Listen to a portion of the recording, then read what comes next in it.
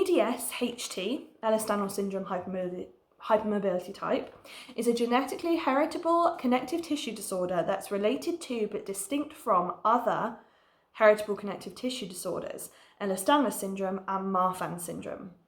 EDS-HT is therefore related to other connective tissue conditions, and an autosomal genetic inheritance means that the person affected has one normal gene and one mutated gene, and one parent will invariably have the condition. Hi guys, and welcome back to my channel. In today's video, as you'll see by the title, we are doing a deep car chats episode.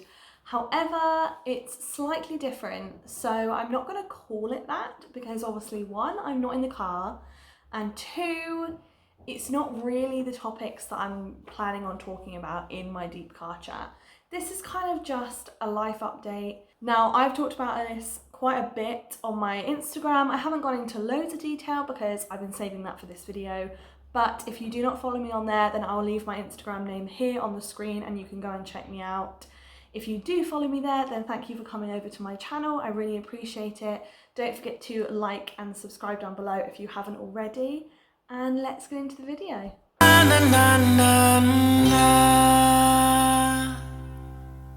Okay, so as I said before, some of you may know this, but I've recently been kind of diagnosed, but not officially diagnosed, with a genetic disease called Hypermobile EDS, which is Hypermobile Ehlers-Danlos Syndrome. I'll put that on the screen now if you want to look it up. But this basically is something that I haven't been officially diagnosed with, from a specialist, but I have a story that I'll really briefly explain. But I've basically been told that the person I've seen is 99% sure that this is something I have and has recommended that I see a specialist. So let's go straight back into when this all kind of came from. And I have always had problems with my feet. I've always noticed a lot of pain in my feet.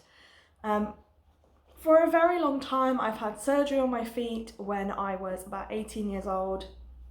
And there's lots of kind of background into this and a lot of stuff that I'm still kind of trying to dig up myself and kind of connect the dots with. But basically, I have had pain throughout my whole body in different areas and mainly in my joints for a long, long time. But I've not really kind of understood or known that it's pain. I've just kind of classed it as this is just what it feels like to live, this is part of being human. I've never ever even labelled it as pain or talked about it or told my friends and family that I'm in pain, because it's something that I've consistently felt that has affected me in different ways throughout my upbringing. So it's never been something that I've been like, this is painful and this causes me pain. So it's nothing that I've really kind of aired and talked about.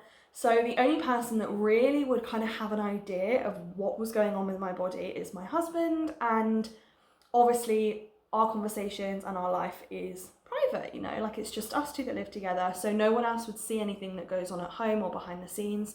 So he is kind of the only one in my life that has really had a front seat in kind of the pain I've been experiencing and how I've been struggling. But again, I've not majorly been verbalizing that pain until recently, which I will get into. So all this started because I fell over in the shower, which kind of happened because I lost my balance and I fell. There were other factors towards it, but ultimately I lost my balance and I fell out of the shower and hit my leg. Now, in hitting my leg, I got a pretty crazy bruise on my thigh, which I'll insert a picture of now. I'm pretty sure I have loads of them. And this fall kind of really affected me. I really struggled to walk. I was finding life so hard for about 2.5 weeks after I fell, and I was just feeling like I wasn't recovering. There was something that wasn't quite right. So mainly my feet kind of became a lot more obviously painful, and I just decided, amongst other things, I'm kind of seeing the NHS or going to appointments within the NHS regularly for my jaw situation. So I've got something called TMJ, which I have previously mentioned on my channel in one of my videos, but I haven't ever talked about it at great length. And I also am getting my wisdom teeth removed, but all of those things I've been going back and forth to the hospital in Bedford for about 2 years for, and nothing has come of it. I've been doing exercises and nothing's been helping, and so that's been really frustrating, and doctors kind of looking at me and being like, you're clearly not doing your exercises because you should be okay by now, or whatever, you know. So that is kind of really frustrating when that's happening, for one. It's just a few medical things have been propping up over the past year or so, a year or two, that had kind of been like, oh, this kind of sucks. And this is actually causing me quite a bit of pain. But as I said before, falling in the shower was kind of something that really brought to my attention kind of the state my body was in and how much pain I was in, and all of it kind of was aimed at the fact that I'd fallen over. I've been like, I feel this crap because I've fallen over. It wasn't like me joining the dots together of, oh my gosh, there must be something more serious going on, because I didn't think of what I felt before as pain. So I've fallen in the shower and all of the symptoms I'm feeling are being related to my leg because I've fallen in the shower. Anyway, a few weeks after I did that, it just wasn't getting better. I was still really struggling. So my husband and I decided that we would see a podiatrist for my feet. Now, as I said before, I've always had problems with my feet, so this is not new. And after I had my surgery, my feet did not change at all, but I just kind of accepted, you know, they've done all they can and that's it. My feet are now like this forever. There's nothing I can do about it. But Josh was just like, no, let's pay to see someone privately and see what they say. So I paid a private podiatrist and I went for an hour appointment. He was super, super thorough, like ended up obviously noticing ridiculously bad hypermobility in my feet and in my ankles. So therefore checked all of my other joints and did what is called the Baton score. I'm not going to go into it now. But he basically did that with me and said that I was a 9 out of 9 and I was the worst he'd ever seen. And I hadn't even ever considered hypermobility. I'd never even thought of it as a thing. But because we had so much time together, he kept saying to me, you know, think of symptoms, anything that you experience, any pain or anything that's not normal, let me know, you know. So I'm kind of thinking whilst he's examining me, and I'm just saying all of the different things that I feel. One of which being, I feel like my hip pop when I get in and out the shower every single time I do that. And he asked me how long that's happened for, and I literally said, as long as I can remember, but I don't really understand what's happening. It just feels like a pop and it just kind of aches afterwards, but you know, it's probably nothing. And I basically was saying that about all my other symptoms. My fingers, when I chop food or do anything like that, my wrists and my fingers pop as well. My elbows, if I'm like putting a lot of pressure onto my arms, my elbows will pop out. So all these things I kind of described as pops without really understanding what was going on, because I had no idea. But because I had an hour with him, I had time to explain all my symptoms and explain what was going on and explain anything that was kind of unusual that has happened to my body over the 23 years I've been alive. So as you can imagine, I was really racking my brain to think of all these different things. And I promise you, if I didn't have an hour, there is no way he would have had a clear picture as what's wrong with me. You know, having that time to really think about what was going on and really kind of address symptoms and kind of verbalize how I'm feeling, being able to do that then made it paint a full picture for him of what was going on, rather than me just spouting random symptoms at him and him not really understanding. I had the time to give him the full picture, which was really, really key in me getting this potential diagnosis. So he kind of said all this stuff, wrote it all down in an email. I've got a lot of things going on with my feet that are related to my hypermobility. So I've got something called Achilles tendinopathy, which I'll put on the screen. And I also have something called plantar fasciitis or fasciopathy. I think that's how you say it. I have no idea, so don't quote me on that, but I will put that on the screen as well. Just a little description of what it is. And all of those, well, both of those things link to the fact that I have hypermobile joints.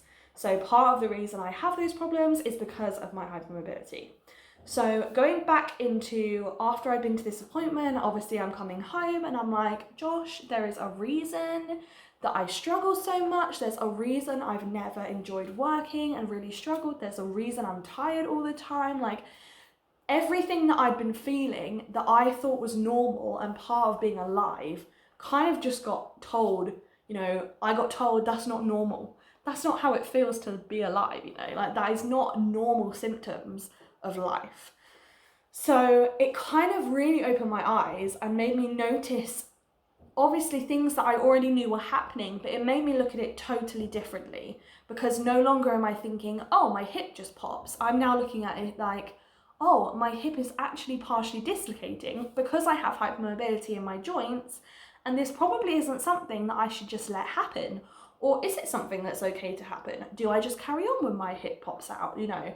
Like all these kind of thoughts in my head, and I know it sounds crazy to think, you think you'd know if your hip was popping out, but I think for me, because it was so regular and it happened every time I got in the shower, it kind of just became part of life, and I never even considered that it wasn't normal. I never ever knew that it was partially dislocating and that's what was going on. I just thought, oh, my hips do this weird thing when I get in and out the shower, or if I sit funny, or if I open my legs too wide, or, you know, anything that happened, I just thought, okay, well, that just is what happens to me. You know, I've never even thought about it not being normal or not being something that should happen to my body. So I have never even heard of this. My parents had never even heard of this. It's something that just was completely out of the blue. So it's kind of felt really like, oh my gosh, what is this? I need to research it. So that is why this book has been super helpful in that.